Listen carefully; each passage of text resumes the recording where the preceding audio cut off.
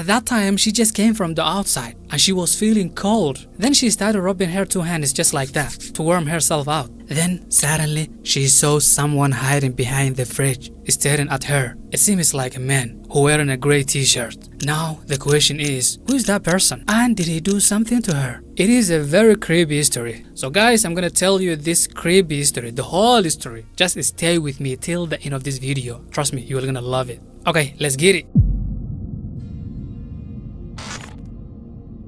Hey guys, welcome. My name is Vami. But I just want to start right away without wasting the time. You don't give a shit who am I, don't you? In December 22, 1990, there was a family called by the name of Tiede or Tiede, but mostly the people call them Tiede family. They were 4 members, 2 sisters, mother and father. So this family at that time, they had a small cabin in the woods, tucked away in the mountains. They used to go there during holidays to have some time in that mountains to just stay away from the city. But the problem is that place is really far away from the city. If something happened to them, it is kind of difficult to get help because no one will gonna hurt them. At first, let me introduce you guys these 4 family members. Rolf Tiede, age of 51, and his wife Kaye Tiede was 49. And their 2 daughters are Trish and Linae. Their ages are 20 and 16 years old. The incident happened in Oakley, Utah, United States of America. Okay, at that time, it was 3 days before the Christmas. They started preparing for the Christmas, making that little cabin look beautiful. They were trying to spend time with their friends, family. They brought a lot of stuff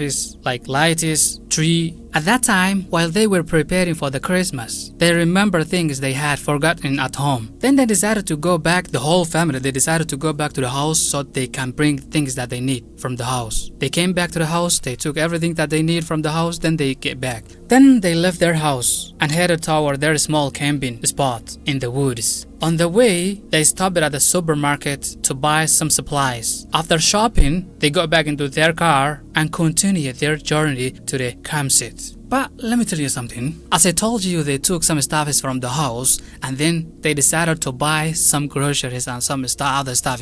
All of the other stuff is become a lot. Only one car can handle it, so they decided to take another car. In the first car, there were 3 members in that family. Lina, her mother, and her grandma. They took 1 car. In the second car, there were 2. Trish and her father. The first car who arrived at the cabin was Lina, her mother and grandma. Although that cabin was very far away, but the place is kind of famous. A lot of people sometimes came here. So when they arrived, before they entered the area has a door. Next to that door, there is small vehicles for the snow because it's kind of difficult for the other cars. So they took that little vehicle and they entered. So when they arrived at the campsite, Lina at that time was very cold. She was feeling very cold. Her hands were shaking. She said, "Mom, I'm going inside." Then she entered the small house while the mom and grandma grabbing stuff from the vehicle. But when she opened the door and entered, she saw the shocking. At that time, Lina was very cold. She was trying to rub her hand together just like that to warm up. But unfortunately, while she was standing, she saw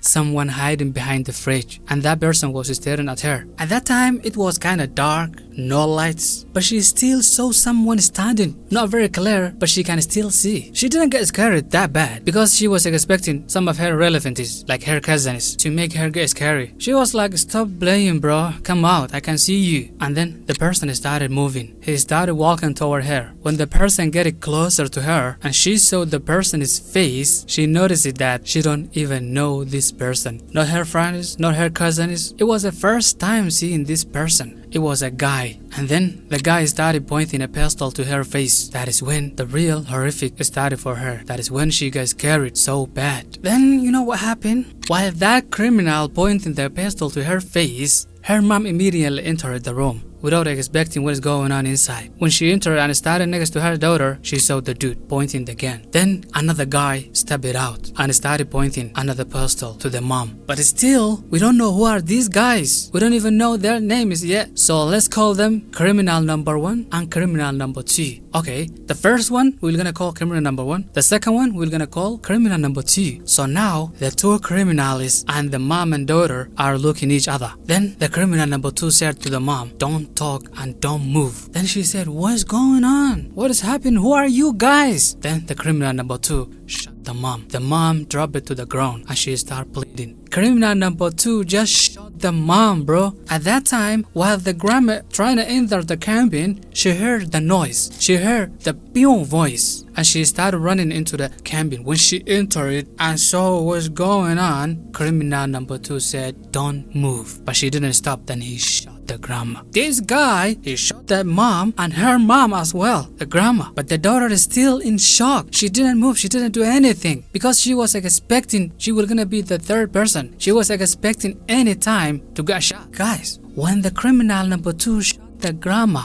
in that exact period of time, the father and daughter arrived at the cabin. And also, they both heard the noise, the pew noise. And the father started running to see what's going on inside the cabin. When the dad entered the cabin, again, criminal number 2 pointed the gun to his face and said, "Don't move. Don't you ever try to move, man." Then criminal number 1 grabbed the daughter and put a pistol to her head, saying, "If you try to do something, I'm gonna shoot your daughter." Imagine, all of this crazy stuff is happening within a minute, bro. Mom got shot, grandma got shot, and now the 2 daughters and the father are in danger. They are in a very dangerous situation. Within a second, the other daughter, Trish, entered the cabin and saw what is going on. Again, criminal number 2 said, "Enter, come in, welcome. But don't try to do some stupid things. Just don't move." Then criminal number 1 talked to the dad and said, "Drop everything you have in your bucket." Then the dad started taking out everything that he had in his bucket. The money, the keys. He said, "Bro, take the money. Take everything. Take the keys. Please don't hurt us. Just leave us alone. Don't kill us." Then criminal number 1, while he was holding Lina, looked at criminal number 2 and said, "Shot him." Criminal number 2 said, "What do you mean?" I said, "Kill him, bro. You heard me? Kill him. Finish him, bro." But this time, criminal number 2 didn't kill him. He started hitting the dad with something. He grabbed something from the ground and he started hitting the dad. Then criminal number 1 said, "Bro, are you kidding me? What are you doing? Move. I'm gonna finish him." He fired his gun, but it didn't work. He repeated once again, didn't work. But third time, unfortunately, the bullet came out. He shot the dad as well.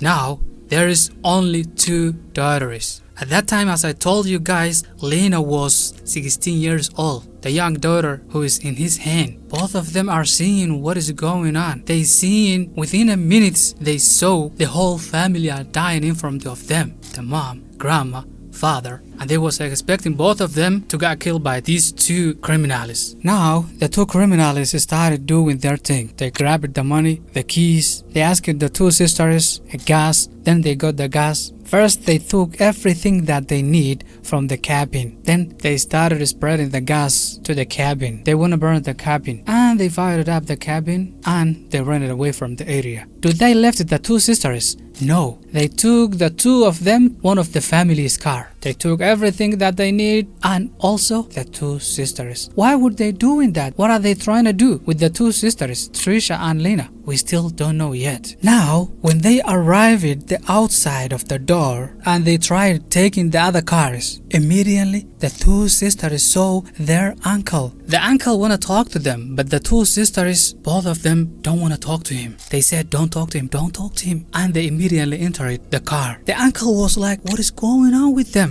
Are they mad for me? Why are they acting like this? Why are they don't want to talk to me?" The uncle started coming to them. He want to talk to them. He want to ask them like, what is going on with them? Then the car moved. He was curious. He was like, why are they acting this? Why they don't want to talk to me? But these 2 sisters was smart because they know if they talk to him, these other guys will gonna kick them, you know? So they don't want a problem for their uncle. They are very smart because right now they lost mom, dad, grandma. So they know what are they gonna do if they talk to their uncle and they notice it that he is their uncle. Anyways, they left it. Then the uncle took a little vehicle and drove away to the cabin. But after a little bit, he saw someone coming from that cabin. The place is cold. Everywhere is snow. And the person is not wearing the clothes for the snows and walking just like that. He was like, what is wrong with this person? But when he got closer to that person, he saw a lot of blood, you know, everywhere. The man was red. When he get closer, he noticed that this was the father of that two sisters. That is his brother. He asked, what is going on? What happened to you? The father jumped into the car and said, go save my two daughters. They took them. That is when the uncle realized that the two girls were in a bad situation. They immediately took the car, but unfortunately, the criminals left it here. They are not here anymore. The uncle started calling the police and asking for help. He told everything that happened. He said the two criminals,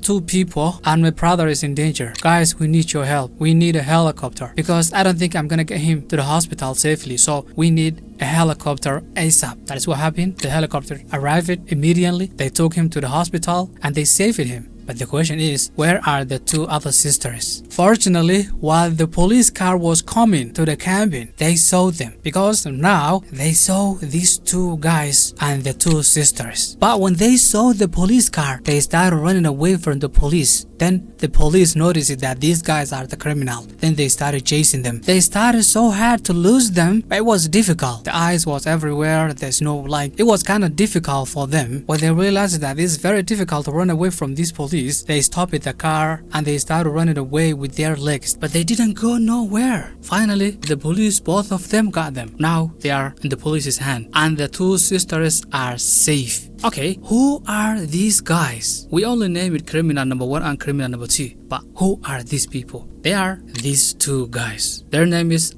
Edward and Vaughn. When they checked their background, they noticed that these two guys are criminal. Especially Vaughn is a dangerous criminal. Okay, these two sisters' dad said when they asked it, how did you survive it and you are still alive after all of that? He said, they didn't expect that I'm still alive. But I was still alive and I've been listening to everything that they're saying. They took a gas and they dropped it to us, to me, to everyone, to the cabin, to put a fire on it, you know. But for me, I immediately ran it to the bathroom. I put some water on my body, then I get it out safely. When the police came, they noticed that some parts in that cabin are still okay, but some of that cabin, they burned it out. So they found something important. When they were checking the crime scene, they found something like camera or mixtape, I don't know. They found something. Then from that memory, I guess, from that memory, they saw a videos of these two guys doing their crimes and laughing and having fun and also opening the Christmas gifts. They were very excited to that gifts. The Christmas gifts for the family. They are opening, they are enjoying. They saying, oh, I found this. From the video, you can see Edward was recording the video while the Vaughn was unboxing the stuffs.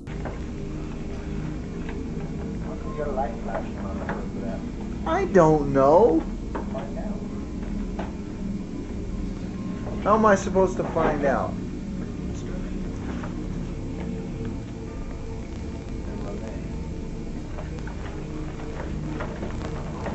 Now, these two guys are on the police's hand. Vaughn got sentenced to a death penalty. They said, bro, you are very dangerous. You don't deserve to be alive. He was great. He was happy. From his face, you can tell he's not sorry. He never said, I'm sorry. He never said, he was very excited. But the thing is that Edward got shocked. He was very shocked when he saw the dad walking and entering the car. He was like, bro, are you still alive after all that? Anyways, guys, after a while, the two sisters, they used to go every Christmas year in that cabin to remember their family, their mom, their grandma, because that place was the last place that they saw their mom and their grandma. Anyways, guys, that is the end of this video today. If you are still here, you are the best. Thank you so much. Don't forget to like and subscribe and, do the comment also.